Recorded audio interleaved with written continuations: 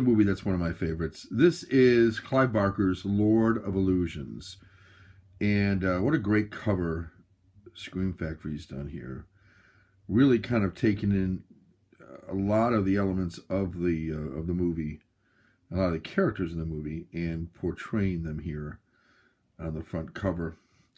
On the upper left corner of the picture, you've got Scott Bakula of Quantum Leap fame, I suppose, who is a detective who's been hired by Famke Janssen, who is in the lower left, in the red, interesting-looking dress, which she wears in the movie, who is the wife of a famous illusionist by the name of Swan. Now, Swan has a connection to Vic Nix, who's in the middle of the picture there, kind of levitating above a hole. And then some of Nix's sidekicks are down in the lower right-hand corner. A couple of menacing-looking dudes. Very interesting cover. Trust nothing except your fear, no doubt. And I say it's a beautiful cover. They did a nice job on this, and the back shows a couple of interesting scenes here. Rightfully, they've shown. They put Famke Janssen in quite a few of these pictures, and wouldn't you also if you had her in the movie? Yeah, she's in there. Kevin O'Connor is Philip Swan, and then you've got Daniel von Bargen, who is Nix. Yeah, pretty cool stuff. You can see what it says here on the back. As far you can pause it. I do want to. Quentin Tarantino's got an interesting quote. It's creepy to the extreme. No other filmmaker does get under the skin the way that Clive Barker does. And that's true. Of course, Clive Barker's done the Hellraiser series, and for my mind, for my money, the first one was the best. That's usually true with a lot of these things. I wasn't a huge fan of the rest of them. They just had a sameness to them, in my opinion. I like the fact that this one doesn't have any sequels or anything. It's just a one shot, and sometimes a one shot is the best shot. In some ways, I think Hellraiser would have been better just leaving it alone at the first one. But he's also done Nightbreed, which is not as good a movie as this, but recently came out on Scream Factory, because it had a special edition, director's cut type stuff on it. People, and because it had some controversy around it, it got a lot of attention. This is a better movie than that, by far, actually. Nightbreed's okay. It's not a great movie, in my opinion. It's an okay movie. It's entertaining, not a great movie. This is a better movie. Pumpkinhead's a good movie. That's a Clive Barker movie also. So he's done quite a few movies. I like him better as an author, quite frankly, than I do as a director. But that's what his main claim to fame was. He is an author by trade. Special features here: high definition transfer, the director's cut, as well as the theatrical cut. I'll probably watch the theatrical cut, but I just watched the director's cut last night. Really good. I haven't listened to the commentary yet by Clive Barker, but I want to do that. There's a featurette called Together in Magic, some behind-the-scenes footage of the movie, some deleted scenes, which will be interesting. Storyboard artist, I'm not sure. I guess I'll watch that at a photo gallery. So, sorry for what looks like shaking. Director's cut's 12 minutes longer than the theatrical cut. So the director's cut comes in just over 2 hours. It's a 1985 movie. It is in color. It's a 1.78 to 1 aspect ratio, so it's definitely a high-def widescreen picture, and it's DTS HD Master Audio Stereo for the sound. It sounded good. It looked great. No problems there. Colors are vivid. The blacks are black. So on. So let's open this up. As I did watch it, so it's just not an unboxing as much as it is an overview. Now, I'm typically when they offer me a second cover, I'm going to go with the. Obviously, I can't have a lot of choices here on this, but I'm going to go with the other cover here, just for something different. And why not? Clive Barker has seen the future of terror. Now you will too. Yeah, this whole movie revolves around illusion and magic. Nix is, as you see at the very beginning, is a magical sort of individual. He's got some powers. Some powers not possessed by mortal men, not to steal from Superman too much. Hey, what's this? Crumbs of some sort up here. Like my mother now. So I just spot all the crumbs the older I get.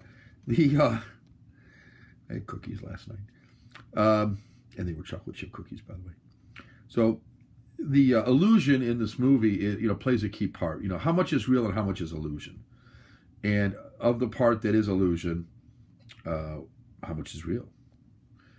So a very interesting premise for a movie. Love the fact that it features some illusions in the movie. Illusions, kind of like a who am I thinking of there? Like a Chris Angel type illusion, or a Houdini illusion, I guess you'd say. Magical, yeah. I mean, certainly a sense of magic is taking place within this movie, and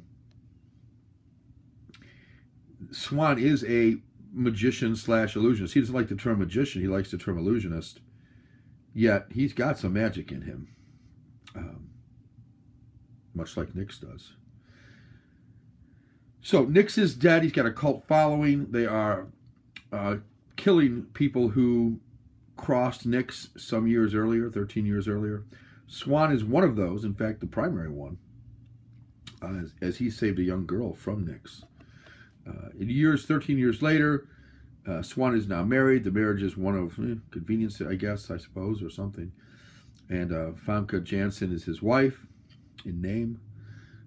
Along comes the dashing Scott Bakula, as it plays a real good role here as a detective, whose job it is to try to find out, kind of get to the bottom of a mystery and a murder. Or is it?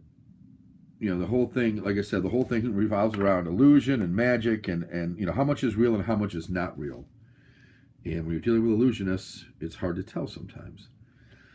But love the magic scenes or the illusion scenes. Love the scenes with Nix. His cult followers are truly cultish. They look like the type of people you'd imagine would be in a cult. At least the people I imagine would be in a cult. And so they are interesting, to say the least. I zoomed in there. I didn't know I did that. Let's look at the back, which is very similar to the other one. Yeah, not much different.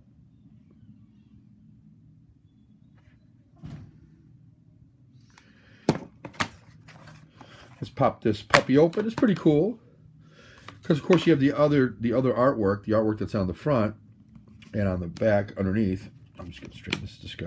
There's the artwork in there, which is cool when you open up and you see that. That's the theatrical cut here. Like I said, I'll watch that eventually, but I just did watch the director's cut last night. The discs look identical, save for the difference in where it says director's cut and or theatrical cut. But the rest of the disc looks the same. They're really nice looking discs, in my opinion. So, what do I like about this movie? Well, I like anything that has kind of a mythic or a legendary feel to it, or like I said, that epic feel, like the Lord of the Rings. It's an epic. It's a long tale that it involves over many years and involves a lot of characters.